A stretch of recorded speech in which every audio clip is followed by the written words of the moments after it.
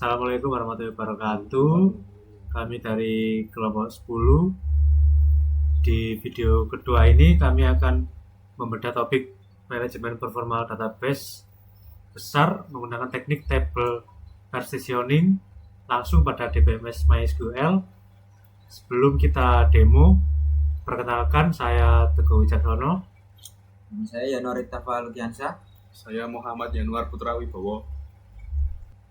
Jadi pertama-tama mari kita lihat kondisi awal di database praktikum kita.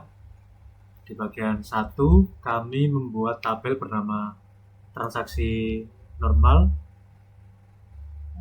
Tabel ini adalah tabel konvensional tanpa partisi yang kami isi dengan 8 baris data uji dari bulan Januari hingga April 2025. Sekarang mari kita uji bagaimana MySQL mencari data di bulan Februari dengan menjalankan perintah explain di layar.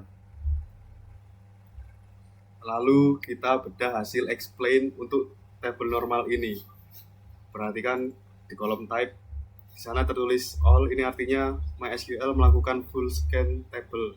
Database terpaksa menggeledah seluruh isi tabel dari baris pertama sampai terakhir hanya untuk mencari data di rentang bulan Februari. Jika data kita masih 8 baris, performanya tentu instan. Tapi bayangkan jika data ini membengkak sampai 400 juta baris, CPU server bisa langsung mengalami bottleneck. Disinilah partitioning masuk sebagai penyelamat. Secara logis, aplikasi Anda tetap melihat satu tabel tunggal bernama transaksi range, namun di balik layar fisik, MySQL memecah data tersebut ke dalam repositori penyimpanan yang terpisah. Lalu kita masuk ke solusi pertama pada bagian 2, yaitu range partitioning. Metode ini membagi data berdasarkan rentang nilai kolom. Jadi itu sangat cocok untuk data yang berbasis waktu. Lalu perhatikan struktur create tabel transaksi range. Ada satu aturan mutlak di MySQL kolom yang dijadikan dasar partisi. Dalam hal ini yaitu trx_date wajib disertakan ke dalam primary key. Di sini kami membagi data menjadi 4 partisi fisik menggunakan fungsi to_days, P202501 untuk menampung data Januari 2025, P202502 untuk data Februari 2025, dan seterusnya. Kemudian Pmax atau max value sebagai wadah penampung data April dan seterusnya agar database tidak error. Sekarang kita buktikan apakah datanya benar-benar terpisah. Kita jalankan query pengecekan jumlah baris per partisi dengan perintah union all dan hasilnya presisi Januari terisi 2 baris, Februari 2 baris, Maret 2 baris, dan April masuk ke Pmax sebanyak 1 baris. Lalu di perintah explain bisa dilihat hanya partisi P202502 yang dibaca oleh MySQL karena langsung mengabaikan jutaan data lainnya di partisi lain. Nah, untuk seterusnya saya akan mendemokan ke bagian 3, list partitioning.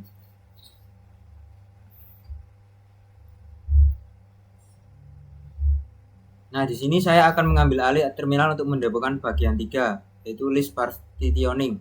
Berbeda dengan range list, memecah data berdasarkan daftar nilai diskrit yang spesifik. Contoh terbaiknya adalah pengelompokan wilayah berdasarkan kolom region kode. Di layar kami mendefinisikan 4 blok partisi. Ada Pulau Jawa, Pulau Sumatera, dan Pulau Kalimantan, dan pulau lainnya. Berdasarkan hasil uji explain partitions, saat kita mencari region kode Kaltim, engine database langsung melakukan p-running dan melompat lurus ke partisi Pulau Kalimantan. Namun ada satu kelemahan fatal pada list partitioning yang perlu diantisipasi. Perhatikan saat saya mencoba mengeksekusi baris perintah insert data baru dengan wilayah Papua. Di subbab 3.6 MySQL langsung menolak dan memunculkan pesan error table has no partition for value from column list. Ini terjadi karena nilai Papua belum kita daftarkan di partisi manapun. Selanjutnya bagian 4 yaitu hash partitioning. Selanjutnya mari kita geser ke bagian 4 hash partitioning. Di sini kita tidak perlu repot memetakan nilai secara manual.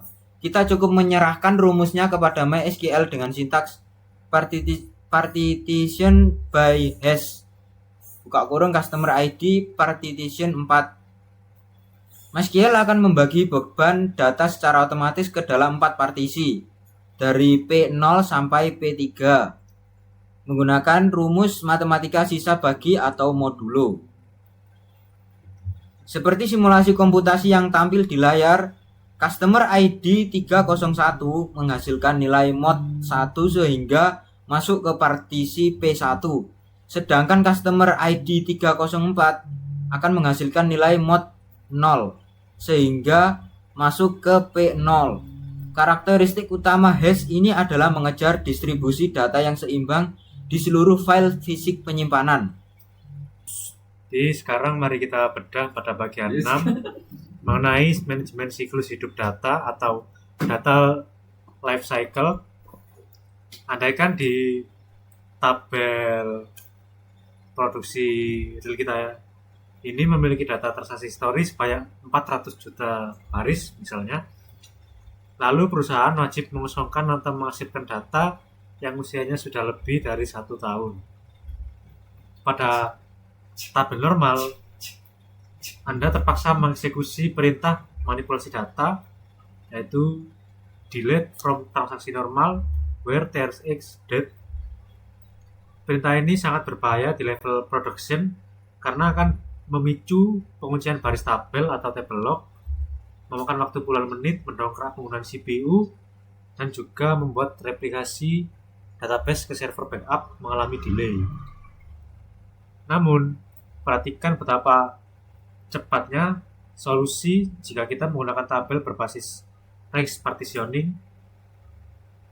Kita tidak perlu menghapus baris data satu persatu.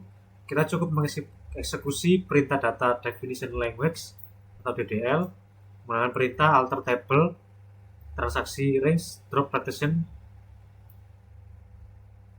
Operasi ini selesai dalam hitungan milidetik atau detik saja, karena MySQL langsung menghapus file fisik partisi tersebut langsung dari sistem operasi tanpa melakukan pemindaian isi record data di dalamnya.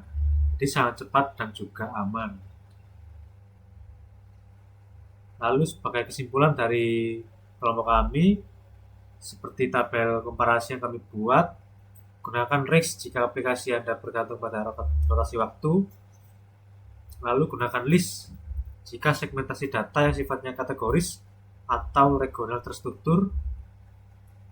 Lalu juga bisa gunakan hash jika tujuan utama kalian adalah membagi rata beban kerja input-output penyimpanan. Jadi seluruh dokumentasi eksekusi terminal dan skrip SQL ini telah kami rangkum di laporan praktikum kelompok kami. Mohon maaf bila ada salah kata. Sekian dari kelompok kami. Wassalamualaikum warahmatullahi wabarakatuh.